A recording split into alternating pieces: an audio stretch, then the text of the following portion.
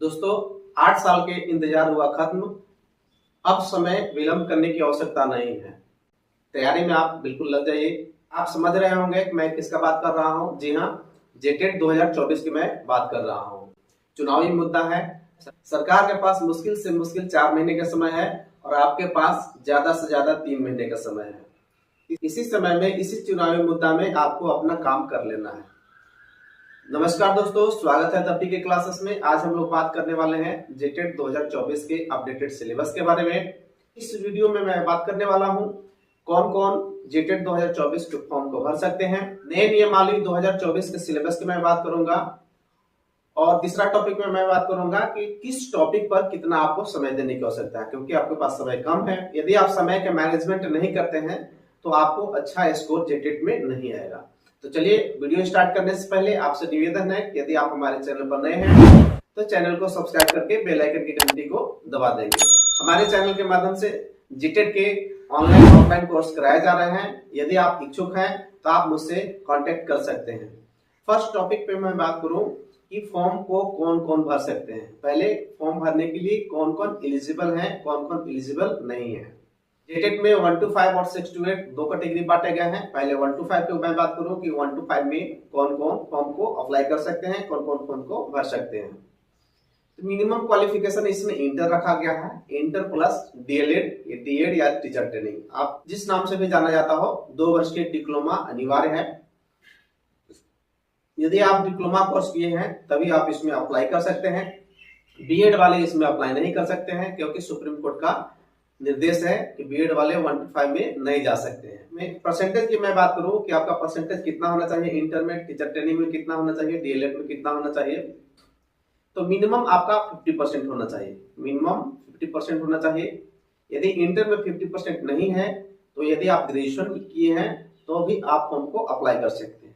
लेकिन यहाँ जेटेट नियमावली 2024 में एक ऑप्शन दिया है, 29/7/2011 के पहले यदि आप इंटर किए हैं, यदि आप ट्रेनिंग किए हुए हैं, यदि आपका मार्क्स 45% भी है तो आप फॉर्म को अप्लाई कर सकते हैं।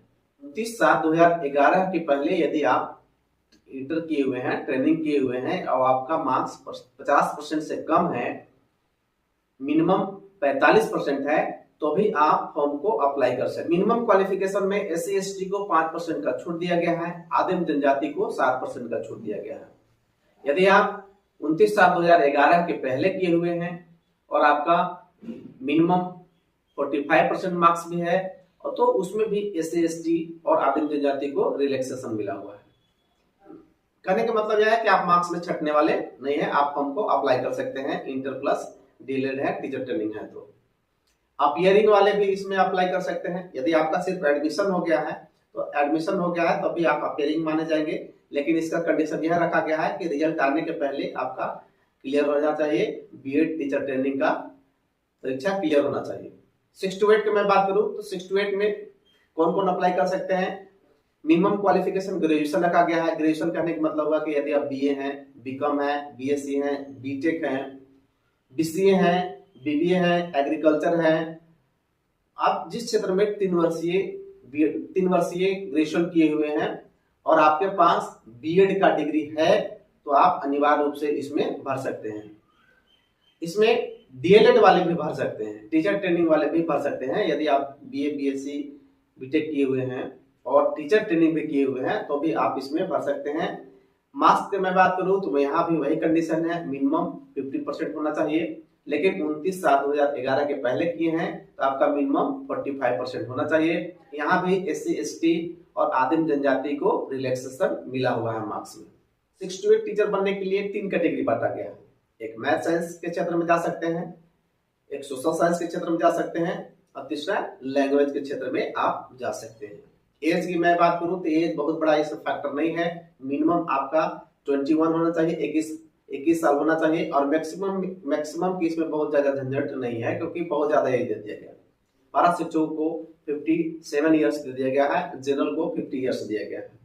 तो आप अप्लाई कर सकते हैं, एज का भी बहुत बड़ा इसमें फैक्टर नहीं है। चलिए अब हम लोग सिलेबस को देख लेते हैं कि सिलेबस इसमें क्या है और कैसे हम तैयारी करेंगे सिलेबस को।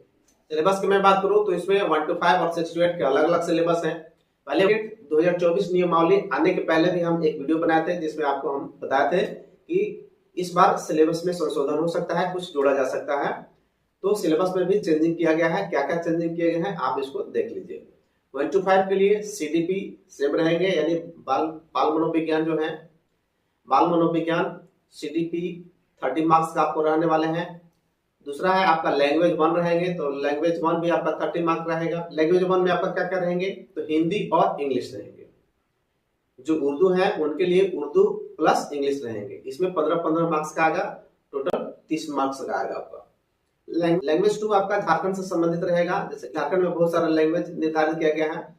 1 to 5 में अगला मैथ रहेंगे, मैथ भी आपका 30 नंबर का रहेगा। और जो चेंजिंग किया गया है, 5वां जो टॉपिक है जो चेंजिंग किया गया है इस बार, जो ईवीएस के जगह पर जीएस ले दिया है, तो जीएस कहते हैं जनरल नॉलेज ले आया है। तो जनरल नॉलेज का क्षेत्र बहुत ज्यादा होता है, आगे हम डिस्कस करेंगे। तो टोटल आपका 150 प्रश्न रहेंगे, 150 मार्क्स का रहेगा। इसमें नेगेटिव मार्किंग नहीं रहेंगे।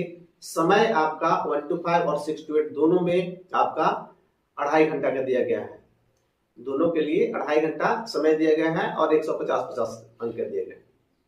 6 to 8 की मैं बात करूं तो 6 to 8 में भी आपका CDP रहेंगे, सेम चीज रहेगा 30 मार्क्स का। लैंग्वेज 1 भी आपका सेम रहेगा, 30 मार्क्स रहेगा, जो हिंदी और इंग्लिश रहेंगे और या उर्दू और इंग्लिश रहेंगे। तीसरा जो रहेगा आपका लैंग्वेज 2 जो झारखंड का रीजनल लैंग्वेज है, बहुत सारे रीजनल लैंग्वेज है, उसमें आपको सेलेक्ट करना होगा, ये भी 30 मार्क्स रहेगा। चौथा जो आपका रहेगा, यदि आप मैथ साइंस के टीचर बनना चाहते हैं तो मैथ साइंस क्वेश्चन पूछे जाएंगे जो 60 अंक का होगा। यदि आप सोशल साइंस के टीचर बनना चाहेंगे तो सोशल साइंस से आपका 60 नंबर का आएगा। और यदि आप लैंग्वेज के टीचर बनना चाहें, यदि आप लैंग्वेज के टीचर बनना चाहते हैं, भाषा के टीचर बनना चाहते हैं, तो भाषा से आपका 60 नंबर पूछा जाएगा। टोटल प्रश्नों की संख्या 150 रहेगा, कुल अंक 150 रहेंगे, निगेटिव मार्किंग इसमें भी नहीं है, समय आपका 2.5 घंटा है। चलिए अब हम आते हैं जो सबसे महत्वपूर्ण टॉपिक है, उसमें हम आते हैं कि आप कम समय में बेहतर तैयारी कैसे करें। किस टॉपिक पर आपको ज्यादा ध्यान देने की जरूरत है, क्योंकि समय बहुत कम है और आप जान जाइए कि एग्जाम लिया जाएगा। आप एकदम दिमाग में 100% बिठा कर रखिए कि एग्जाम लिया जाएगा और उसमें आपको अपियरिंग और आपको उसमें बैठना है और अच्छा मार्क्स लाना है। एक दिमाग में दृढ़ निश्चय करना होगा। यह नहीं कि फॉर्म भराएगा, एग्जाम का डेट निकलेगा तब आप पढ़ने लगेगा, तब आप अच्छा मार्क्स नहीं ला सकते हैं, आप सक्सेस नहीं हो सकते हैं। अब देखते हैं कि तैयारी कैसे करें। 1 to 5 और 6 to 8 का CDP सेम रहता है, बाल मनोविज्ञान सेम रहता है, लेकिन इसमें क्वेश्चन का लेवल अलग होता है। इसका सिलेबस में कोई चेंजिंग नहीं होता है, लेकिन क्वेश्चन पूछने का स्टैंडर्ड बदल जाता है। तो आपको इसको पढ़ना कैसे है, तो आपको CDP कोई प्रमाणित जो बुक है उसको आप ले लीजिए, उसके कंसेप्ट को पढ़िएगा और सबसे ज्यादा मार्क्स आने वाला जो है टॉपिक है वो CDP है। आप इसको अच्छा से यदि पढ़ लेते हैं, कंसेप्ट बना लेते हैं, तो आपको ज्यादा मार्क्स आएंगे। लेकिन आपको बच्चे गलती यह करते हैं कि याद करने लगते हैं। आपको याद नहीं करना है, प्रत्येक टॉपिक को, सभी टॉपिक्स को, कंसेप्ट को बनाना है। अगला लैंग्वेज की मैं बात करूं, लैंग्वेज 1 की मैं बात करूं, 1 to 5 और 6 to 8 दोनों को, तो 30 मार्क्स जो आएंगे, तो हिंदी और इंग्लिश।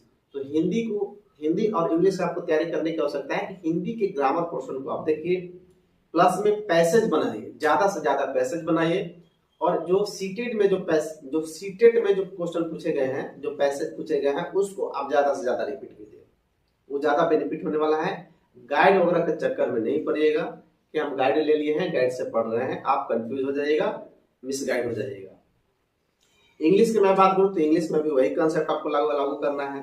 ग्रामर पोर्शन को, जो क्वेश्चन रिपीटेड क्वेश्चन है उसको, उस टॉपिक के ग्रामर को हम देखेंगे, प्लस में पैसेज को सॉल्व करेंगे। उर्दू और इंग्लिश, उर्दू की मैं बात करूं तो उर्दू वाले भी छात्र यही करें, आप ग्रामर को देखें और पैसेज को देखें। लैंग्वेज 2 की मैं बात करूं तो लैंग्वेज 2 आपको लैंग्वेज 2 रखते समय आपको यह ध्यान रखना है कि आप उस लैंग्वेज में सक्सेस हो जाए। यदि आप आउट ऑफ स्टेट हैं, बाहरी राज्यों के हैं, झारखंड से, यदि आप झारखंड राज्य से बाहर के स्टूडेंट हैं, तो आपको बिना समझे बुझे आपको लैंग्वेज का सिलेक्शन नहीं करना है। आप वही लैंग्वेज का सिलेक्शन कीजिएगा जिसमें आप थोड़ा बहुत जानकारी है। जिसमें बिल्कुल जानकारी नहीं है आप बिल्कुल गलती मत कीजिएगा कि उसे रख लीजिएगा, क्योंकि लैंग्वेज में प्रॉब्लम आपको होगा। तो लैंग्वेज रखते समय आपको ये ध्यान रखना है, और लैंग्वेज में भी आपको सेम स्ट्रेटेजी अपनाना है। आपको ग्रामर पोर्शन, जैसे कि आप जो हिंदी में आप पढ़िएगा ग्रामर, सेम चीज आपका रीजनल लैंग्वेज में ग्रामर है, लेकिन उसका लैंग्वेज चेंज होगा। तो कंसेप्ट बनाना है तो आप हिंदी ग्रामर को पढ़िए और साथ साथ में रीजनल लैंग्वेज को भी आप देखिए।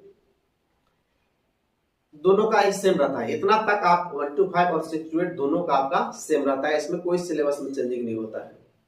यदि कोई कहता है कि सिलेबस में चेंजिंग होता है तो गलत है, और इसको आपको खुद से कंसेप्ट बनाना होगा। इसमें बहुत सारे लोग हैं कि आपको नोट्स दे देंगे, बोल रहे हैं इसमें है कि आप ये दिमाग में रखिएगा कि हम किसी इंस्टीट्यूट से हम नोट्स ले लें और पढ़ ले, तो ऐसा नहीं होगा, आपको खुद से मेहनत करना होगा।